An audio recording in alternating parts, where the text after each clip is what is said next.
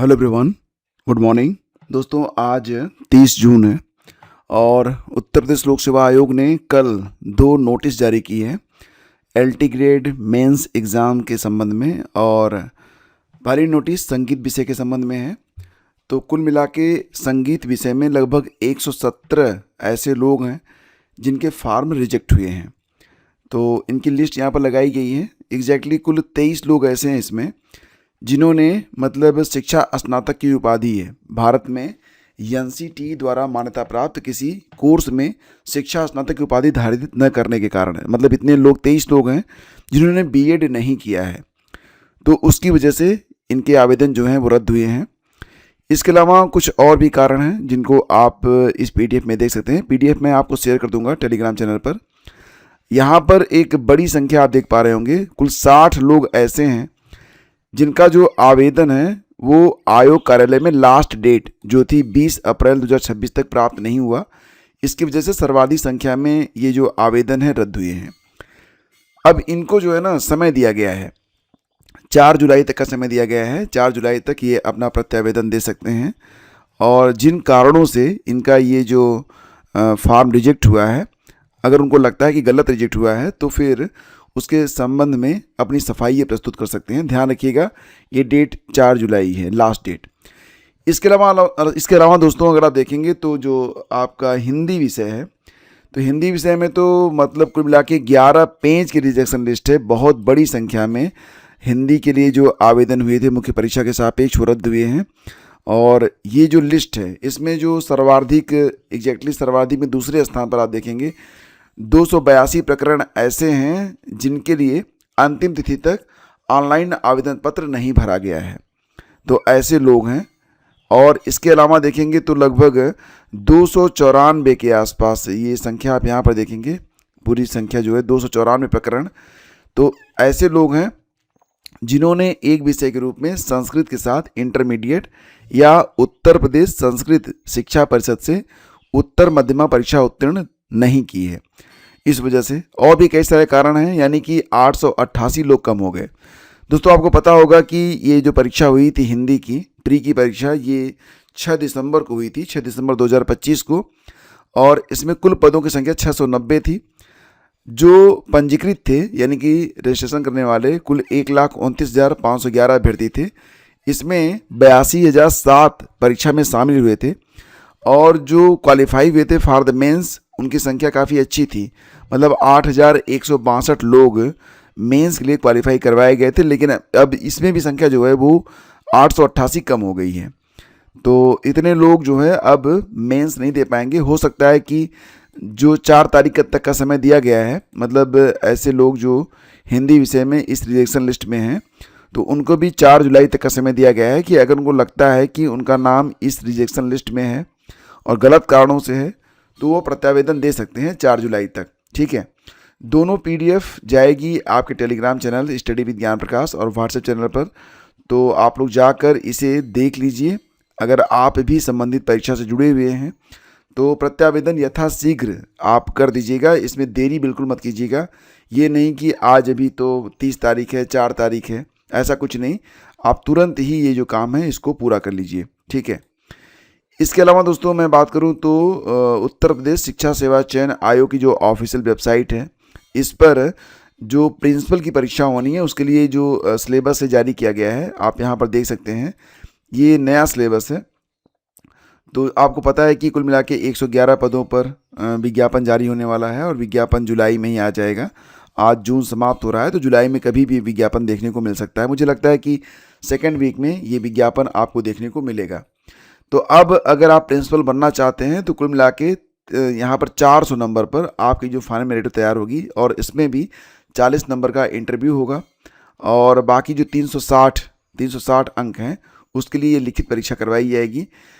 तो जो पेपर रहेगा उसमें 3 खंड रहेगा। खंड 1 में 30 प्रश्न, इसके बाद खंड 2 में 30 प्रश्न, और खंड 3 में 60 प्रश्न होंगे।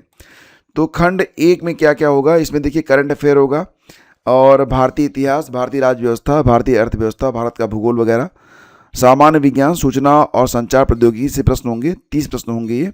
ठीक है, एक प्रश्न 3 अंक का रहेगा। और खंड 2 में 30 प्रश्न होंगे वो सामान्य हिंदी और सामान्य अंग्रेजी से रहेंगे। बाकी के जो 60 प्रश्न होंगे खंड 3 में, ये स्वतंत्रता पूर्व भारत में शिक्षा का विकास, जिसमें चार्टर एक्ट 1813, आंग्ल प्राच्य विवाद, मैकाले का स्मरण पत्र, थॉमसन के प्रयास, वुड्स डिस्पैच, हंटर शिक्षा आयोग, शिक्षा नीति पर सरकारी प्रस्ताव 1913, सैडलर विश्वविद्यालय आयोग, द्वैध शासन के अधीन शिक्षा, हार्टांग समिति, तो ये सब जो है आपको पढ़ना पड़ेगा।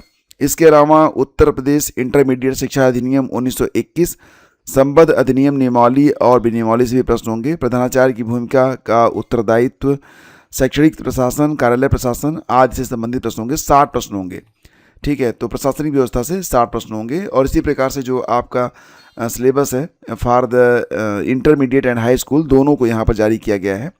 तो ऑफिशियल वेबसाइट पर जाकर आप इसे चेक कर सकते हैं, ठीक है। दोस्तों आगे बढ़ते हैं और कुछ और भी खबरें हैं आपके लिए, जैसे कि अगर आप रेलवे में जॉब करना चाहते हैं तो तकनीशियन के 6,557 6,557 पदों पर आवेदन आप कर सकते हैं। तो अभ्यर्थी जो है 30 जून से 29 जुलाई तक लगभग 1 महीने का समय आपको दिया गया है आवेदन करने के लिए। आवेदन केवल आरआरबी की आधिकारिक वेबसाइट के माध्यम से स्वीकार किया जाएगा। और इसमें भी अगर देखा जाए जो पद हैं, टेक्नीशियन ग्रेड 1 सिग्नल के 323 पद हैं, टेक्नीशियन ग्रेड 3 के 6,234 पद भरे जाएंगे। आरआरबी प्रयागराज के अधिकार क्षेत्र में करीब 200 पदों पर नियुक्तियां प्रस्तावित हैं।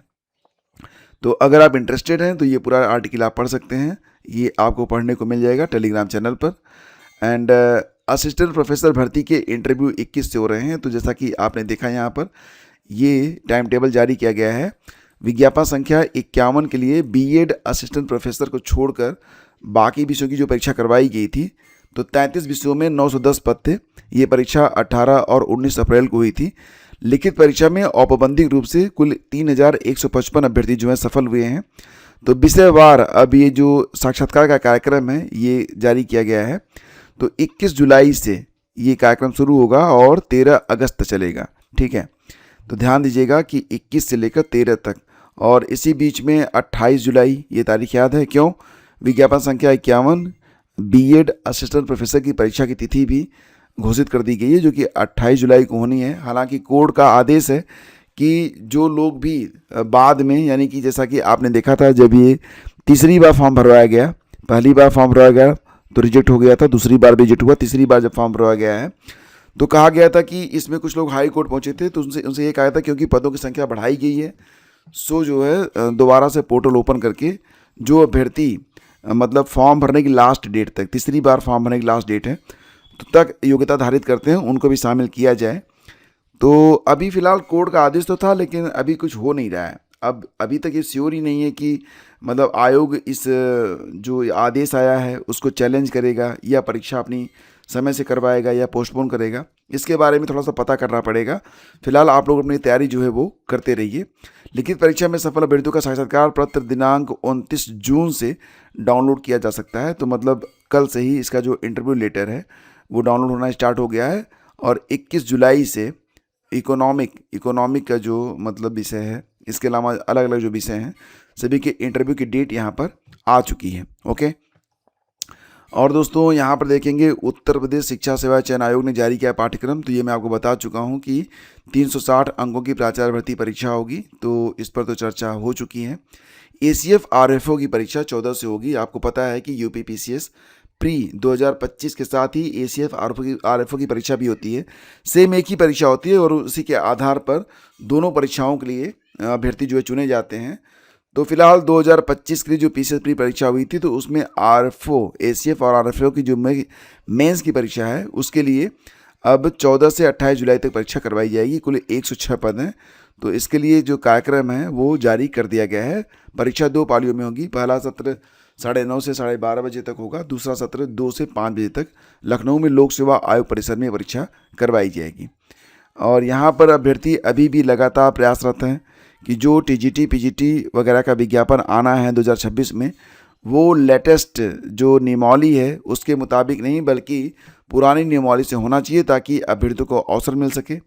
तो इसके लिए जो है पुरानी नियमावली से शिक्षक भर्ती की मांग को लेकर ADM सिटी को ज्ञापन दिया गया है। सत्यम मिश्रा ने यूपी बोर्ड के सचिव भगवती सिंह और माध्यमिक शिक्षा निदेशक प्रताप सिंह बघेल से दूरभाष पर वार्ता कर आश्वासन दिया है कि पुरानी नियमावली के आधार पर विज्ञापन जारी कराने के लिए सकारात्मक एवं गंभीर प्रयास किए जाएंगे। तो आपको क्या लगता है कि पुरानी नियमावली से विज्ञापन जारी होगा? आपकी जो भी राय है कमेंट करिएगा। मैं जानना चाहता हूं कि आपके क्या विचार हैं और उसकी वजह क्या है। आपको अगर लगता है कि जारी होगा तो क्यों, नहीं जारी होगा तो क्यों जो है जारी नहीं होगा, क्या टेक्निकल दिक्कत आएगी। तो ये थी दोस्तों आज की अपडेट। आज किन्हीं कारणों से थोड़ा विलम्ब हो गया और मुझे पता है कि ये जो सेशन है बिल्कुल अर्ली मॉर्निंग आपको चाहिए होता है, सो सॉरी।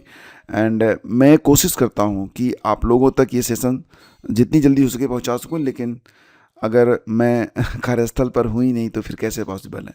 ठीक है, थैंक यू।